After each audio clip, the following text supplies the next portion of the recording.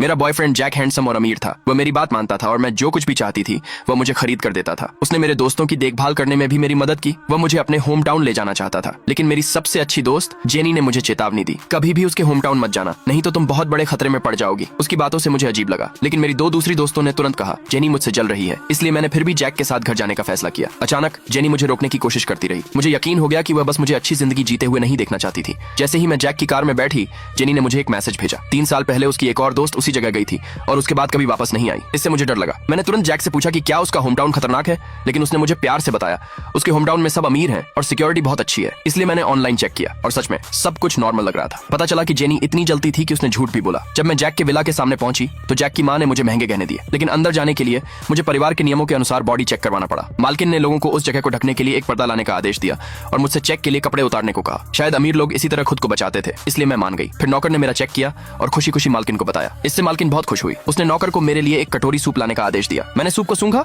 और सोचा कि खुशबू बहुत अजीब है, लेकिन जैक ने मुझे बताया ये सूप परिवार में पीढ़ी दर पीढ़ी चला आ रहा टॉनिक है, इसलिए मैंने अपना शक छोड़ दिया। लेकिन जैसे ही मैं इसे पीने की तैयारी कर रही थी, घर के मालिक ने मुझे पकड़ लिया, जैसे वह मुझे पीने से रोकने की कोशिश कर रहा हो। हालांकि मालकिन ने बताया उसके पति को अचानक स्ट्रोक आ गया था, इसलिए मुझे राहत मिली और मैंने सूप पी लिया। रात में मैं एक शानदार गेस्ट रूम में रुकी। कमरे में मेरे लिए कई महंगे तोहफे रखे थे। सब कुछ साबित करता था कि इस परिवार के लोग बहुत अच्छे थे। इसलिए मैंने जेनी को मैसेज भेजकर पूछा कि उसने मुझसे झूठ क्यों बोला। उसने मुझे कैंटीन के वेयर हाउस में जाकर देखने को कहा। जब मैं वेयर हाउस पहुंचा तो पहले तो मुझे कुछ भी अजीब नहीं लगा। जैसे ही मैं जाने वाला था, मेरा गलती से एक लैंप से टक्कर हो गई। एक मैकेनिज्म चालू हो गया। मेरे पीछे का पर्दा अचानक धीरे धीरे खुल गया। मैंने ऊपर देखा और वहीं जम गया।